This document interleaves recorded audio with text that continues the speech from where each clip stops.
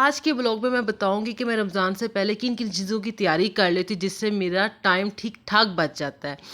अस्सलाम वालेकुम my YouTube family, क्या हाल चाल है आप लोगों का।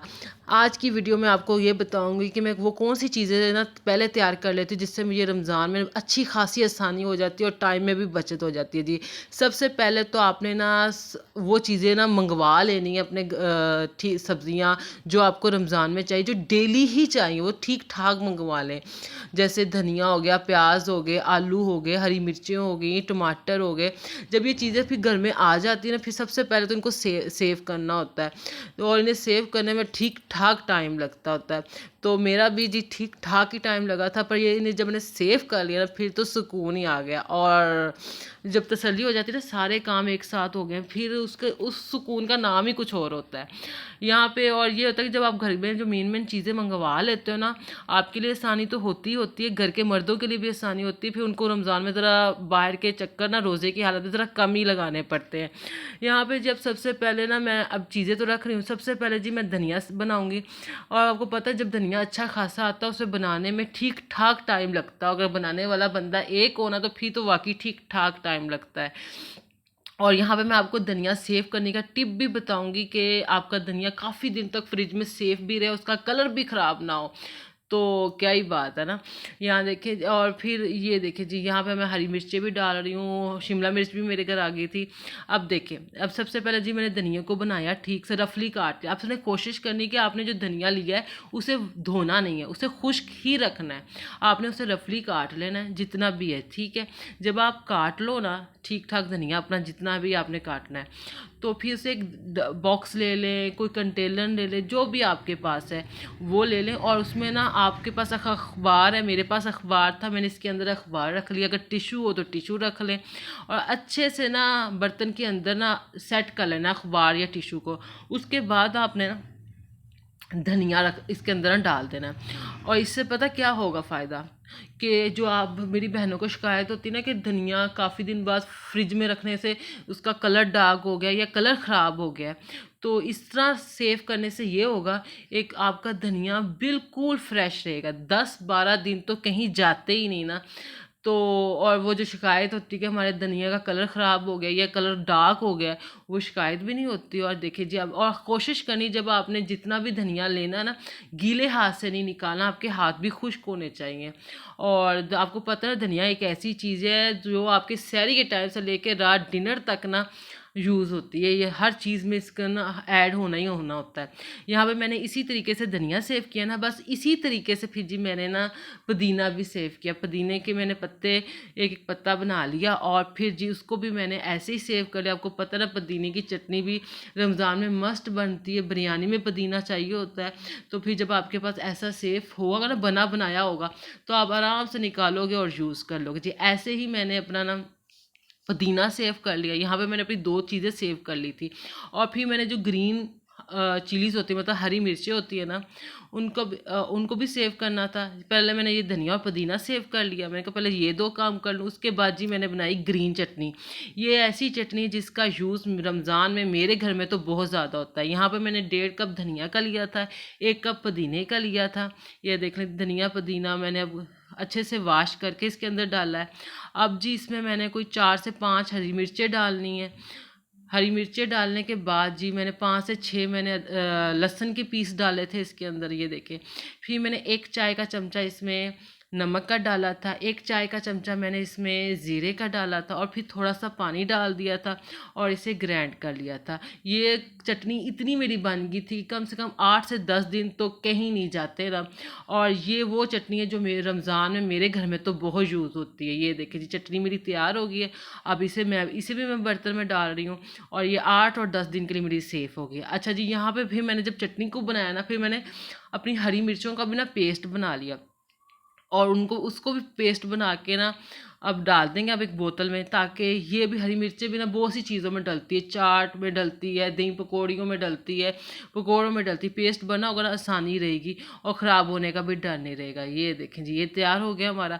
अब जी इमली की चटनी, इतनी मज़ेदार ये चटनी बनती है ना, इसकी रेसिपी मेरे चैनल में मौजूद है, अगर तफसील से देखनी तो वहाँ जाके देख सकते हैं। मैं जल्दी जल्दी से इसकी रेसिपी आपको बताती हूँ। मैंने ना 3 गिलास पानी का बॉयल करके ना और इमली में डाल के रख दिया इसे आधे घंटे के लिए। आधे घंटे बाद इसकी गुठलियाँ निकाली और इस पानी को मैंने दोबारा बॉयल करने के लिए रख दिया। और फिर इसमें जी मैंने ना 1 इंच अदरक का डाल दिया, 1 चाय का चमचा नमक का डाल दिया, 1 चाय का चमचा सुरख मिर्च का डाल दिया और 1 चाय का चमचा ही मैंने ज़ीरे का डाल दिया और 1 कप मैंने ना फुल भर के चीनी का डाल दिया। अब आपने चटनी को इतना पकाना है कि जितनी आपको गाढ़ी चाहिए ना उतनी आपने पका लेना। और ये देखिए जी ठंडी करके मैंने इसे बर्तन में डाल दिया और ये ठंडी होकर मज़ीद गाढ़ी हो जाती है और ये इतनी मज़े की चटनी बनती है ना, इतनी मज़े की। ये तो आजकल मेरे घर की फेवरेट हुई है, तो ये तो मस्ट बनी ना। इस तरह मेरी देखे मेरी 2 चटनियाँ भी बन गई, ग्रीन चटनी भी बन गई और इमली की चटनी भी बन गई।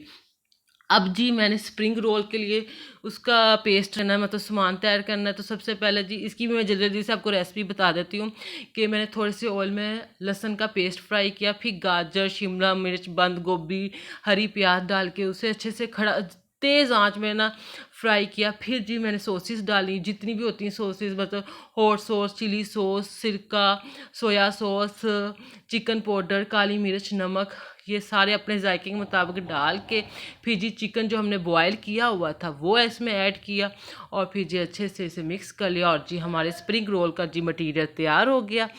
और स्प्रिंग रोल का जो मटीरियल है इसे आप तैयार करके ना 5-6 दिन के लिए फ्रीज़र में फ्रीज़ करके भी रख सकते हैं। मतलब कि ज़रूरी नहीं कि एक दिन में ही सारे स्प्रिंग रोल बना लें, अगर बना लें वो भी अच्छी बात है, अगर पट्टियाँ कम पड़ जाएँ तो ये सेफ़ हो सकता है फ्रीज़र में। और जी सबसे पहले ना जी आज इस वीडियो में अब मैंने इतनी वीडियो देखी कि घर में ना रोल पट्टी बनाने के लिए मैं इतनी मुतासर हुई, मैंने कहा चलो मैं भी बनाती हूँ। और मैंने फ़र्स्ट टाइम ये एक्सपीरियंस किया और मेरा ये एक्सपीरियंस इतना कामयाब हुआ ना कि मैं खुश हो गई। तो जो अब मैं घर में बना रही हूँ और मेरा ये शुरू में रहा है, जब मैं कोई नई चीज़ घर में ट्राई करती हूँ पहले मैं थोड़े से ट्राई करती हूँ। तो मैंने ये ना कोई 1 पाव लिया था मैदा और इसमें थोड़ा सा नमक डाल के ना जैसे हम अपना आम आटा गूंदते हैं ना, सेम मैंने आम आटे की तरह से गूंदा और गूंद के फिर से अच्छी तरह ना ऑयल से ग्रीस कर लिया। और ये देखिए यहाँ पे गूंद लिया मैंने और इसे अच्छे तरीके से ऑयल के साथ मैं ग्रीस कर लूँगी और आधे घंटे के इसलिए रेस्ट दे दूँगी। जब मैं इसे आधे घंटे के लिए रेस्ट दे दूँगी ना फिर मैं इसके छोटे छोटे पेड़े कर लूँगी। पेड़े हमने इसके छोटे छोटे ही लेने हैं। ये देखें अब मैं यहाँ पे इसे ग्रीस करके रख दिया और आधे घंटे का रेस्ट दे देंगे। फिर जी मैं इसके छोटे छोटे पेड़े कर लूँगी। जब मैं पेड़े कर लूँगी ना फिर इनकी छोटी छोटी रोटियाँ हमने बेल लेनी है। ये देखें यहाँ पे मेरे ये छोटे छोटे पेड़े भी हो गए, कम से कम 14 पेड़े मेरे बने थे क्योंकि मैंने आटा ही थोड़ा गूंदा था क्योंकि फ़र्स्ट टाइम ट्राई कर रही थी ना। अब इसके छोटे छोटे पेड़े कर लेने और फिर ना मतलब रोटियाँ बना लेनी है और फिर हर रोटी पर ना थोड़ा थोड़ा ऑयल हमने लगा लेना है। ऑयल है तो ऑयल लगा लो, घी है तो घी लगा लें। फिर हमने इसके ऊपर ना मैदा स्प्रिंकल कर देना है, अच्छा ठीक ठाक स्प्रिंकल कर देना है। फिर एक रोटी के ऊपर दूसरी रोटी रखते जाना। ये देखिए यहाँ में मैं आपको करके भी दिखाती हूँ। ये देखिए एक रोटी रखी, दूसरी रोटी रखी, अब ये तीसरी रोटी रख दूँगी, फिर ये मैं अब चौथी रोटी रख दूँगी। अब फिर इनको इकट्ठे बेलेंगे और ना ठीक ठाक बड़ी रोटी बनाएंगे कि जो इतनी बड़ी रोटी बनाएंगे जो हमारी शीट्स है ना ये ब्रीक हो जाए, मतलब ना। अब हम इस फिर तवे में डाल देंगे। तवा हमने हल्की आंच में पहले से ही गर्म कर लेना और हल्के तवे की आंच ना हमने हल्की रखनी और ये गरम गरम ना मतलब 2-3 मिनट में 1 मिनट में ना ये सारे ना तैयार हो जाते। इतनी ज़बरदस्त ये रेसिपी, मैं तो देख के सच्ची खुश हो गई, मतलब कि ट्राई करके खुश हो गई, वरना मैं बड़े डरते डरते मैंने ट्राई किया था। अब यहाँ पे देखें जी मैं अब अपने रोल बना रही हूँ। ये देखें ये मैंने फर्स्ट रोल बनाया है और फिर मैंने ना वो जो मैदा और पानी का थोड़ा सा पेस्ट बना लिया था ताकि हमारे जो रोल हैं वो अच्छे से एक दूसरे से अटैच हो जाएं।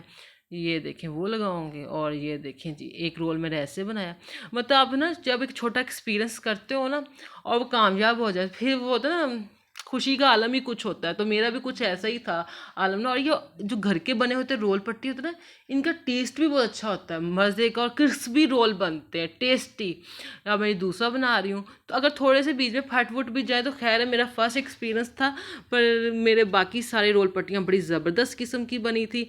यहाँ पे जी मेरे रोल बन के भी तैयार हो गए हैं। और रोल सेव करने का तरीका यही है कि आप एक बॉक्स में लें, पहले एक रोल की एक एक सेट रखें, फिर उसके ऊपर कोई प्लास्टिक की शीट रखें, फिर दूसरे रोल रख लें। इस तरह आप सेव कर सकते हो और ये भी 10 से 12 दिन कहीं नहीं जाते। ये देखें जी आप ऐसे, और ये इतने, और मेरे घर वालों तो हाफ उसी दिन ही खा लिए थे, इतने मज़े के लगे थे।